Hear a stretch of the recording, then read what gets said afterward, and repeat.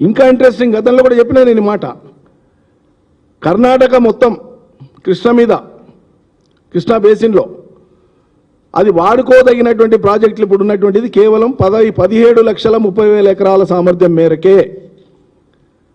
ఆ 17,30,000 ఎకరాలు వాళ్ళు వాడుకోగా వాళ్ళకి ఆల్రెడీ సర్ప్లస్ వాటర్ ఉంది. ఇప్పుడు సింగిల్ ఫిల్లింగ్లోనే, ఒక్క ఫిల్లింగ్లోనే నిండిపోయినాయి అవి. వాళ్ళు నీళ్ళు ఎట్లా కిందికి వాడుతూ ఉంటే అట్లా పైనుంచి వచ్చేసి మళ్ళీ టాపప్ అవుతానే ఉంటాయి. సింగిల్ ఫిల్లింగ్లోనే వాళ్ళు ఇలా 130 టీఎంసీల పైచిలకు, ఆల్రెడీ 150 టీఎంసీల పైచిలకు వాళ్ళ దగ్గర స్టోరేజ్ ఉంది, ప్లస్ సర్ప్లస్ పైనుంచి వస్తూనే ఉంది. వాళ్ళకు ఉండేది 17,30,000 ఎకరాలే, దాచుకోనికే వాళ్ళకి ఇంకా జాగా కూడా లేదు. ఈ 17,30,000 ఎకరాల పార్వాటకం ద్వారా కిందికి రీజనరేట్ అయ్యేటువంటి వాటర్ రేపటికి రేపు శ్రీశైలంకి వచ్చే 2 లక్షల క్యూసెక్ల నీళ్లు ఆగిపోతే కూడా జూరాలకు ఇన్ఫ్లో వచ్చేటువంటిది రీజనరేటెడ్ వాటర్సే 5,000 క్యూసెక్లు పర్ డే వస్తాయి డిసెంబర్ ఎండింగ్ కల్లా. కర్ణాటకలో సాగు ఉన్నన్ని రోజులు ఈ వర్షాకాలం వాళ్లతో స్టాక్ అయినటువంటి నీళ్లతోనే, వర్షాలు లేకుండానే ఇప్పుడున్న నీళ్లతోనే వాళ్ళ సాగు తర్వాత కిందికి రీజనరేట్ అయ్యేటువంటి వాటర్ పారవాటకం నీళ్ళు అంటారు. రోజుకు 5,000 క్యూసెక్ల నీళ్లు జూరాలకు వస్తాయి. అంటే ఒకసారి జూరాల మీద కానీ ఇటు కేఎల్ఐలో కానీ ఉన్నటువంటి సిస్టంలో ఉండేటువంటి రిజర్వాయర్లన్నీ నింపుకొని కెనాల్ సిస్టమ్ ద్వారా ఇస్తూ ఉంటే ఆ తర్వాత రెగ్యులర్గా మెయింటైన్ చేయడానికి ఆ 5,000 క్యూసెక్లు పాలమూరు యొక్క మొత్తం పంటలు పండడానికి సరిపోతుంది. స్టోర్ అయినటువంటి నీళ్ళు ఒకవైపు వాడుకుంటుంటే ఇంకోవైపు పైనుంచి ఆడపోయేటువంటి 5,000 క్యూసెక్స్ను జాగ్రత్తగా బ్యాలెన్స్ చేసి ఇవ్వచ్చు.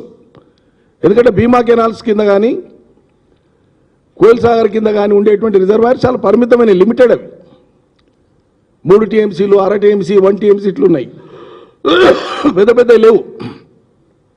సో అవి టాపప్ అవుతుంటాయి ఎప్పటికప్పుడు. కాబట్టి మోటార్స్ కూడా ఆన్ ఆఫ్ చేస్తారు, ఆన్ అండ్ ఆఫ్ ఇస్తారు. భీమా కింద, రెట్టంపాడు కింద, కోయిల్ సాగర్ కింద మొదలు పెడితే ఆఖరి రోజు వరకు నడపరు. అవి ఎప్పుడు కూడా నడిపే అవకాశం లేదు. ఆన్ అండ్ ఆఫ్, ఒక వారం నడిపితే ఒక వారం పనిచేస్తారు.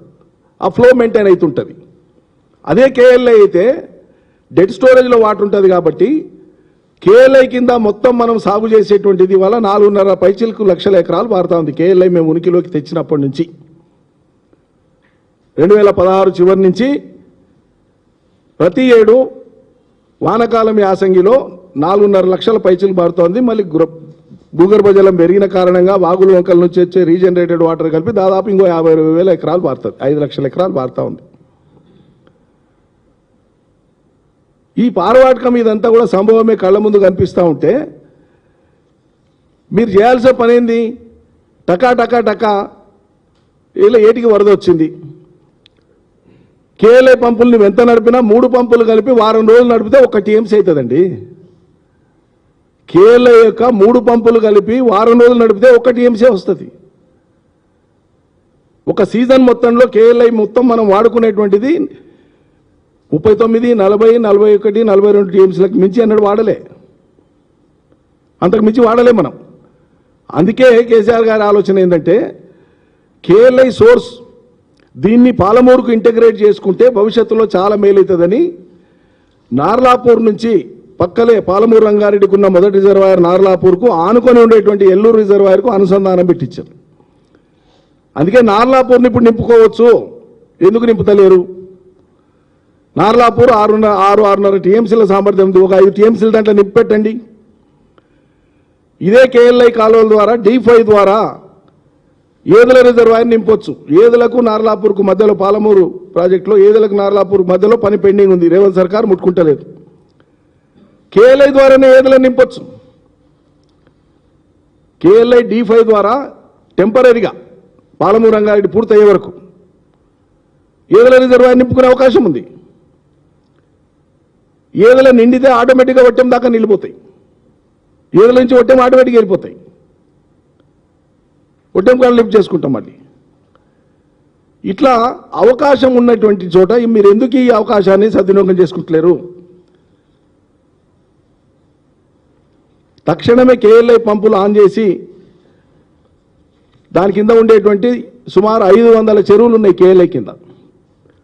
ఇంకో ముఖ్యమైన విషయం ఏంటంటే కేఎల్ఐ కింద కానీ భీమా కింద కానీ పాలమూరులో ఉండేటువంటి ప్రాజెక్టుల కింద అన్ని ప్రాజెక్టులకు ఈ ఫీల్డ్ కెనాల్స్ ఎక్కడ కంప్లీట్ కాలేదు, చెరువులను అనుసంధానం చేయడమే జరిగింది.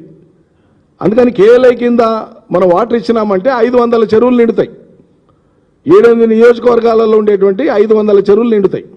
ఈ 500 చెరువులు నిండితే ఈ పంట పండిపోతుంది. దీని మీద దృష్టి పెట్టమంటే పెట్టకుండా విచిత్రమైన వాదన అధికారులతో మీటింగ్ పెట్టించి మళ్ళీ 15 రోజుల కంట 15 రోజులకు రివ్యూ చేసి అప్పుడు ఆలోచించి చెప్తారట. అంటే దీని ఉద్దేశం ఏంది? ఈ 15 రోజులు అయితే ఆగస్టు మాసం వెళ్ళిపోతే వరి పంట వేయరు రైతులు నీళ్ళు ఇవ్వకపోతే, వరి పంట వేయకపోతే వరి కొనుగోలు తప్పిపోతుంది, వరి కొనుగోలు తప్పిపోవడంతో పాటు బోనస్ ఇచ్చేది తప్పిపోతుంది. ఇది అసలు ఉద్దేశం వీళ్ళది. కళ్ళ ముందు ఉండేటువంటి నీళ్ళు ఇవన్నీ చేత కాకుండా వీళ్ళు చేస్తున్నటువంటి ప్రహసనం ఇదంతా కూడా. అంతేకాకుండా ఇంకోటి ఏంటంటే ఇంకో ముఖ్యమైనటువంటి విషయము,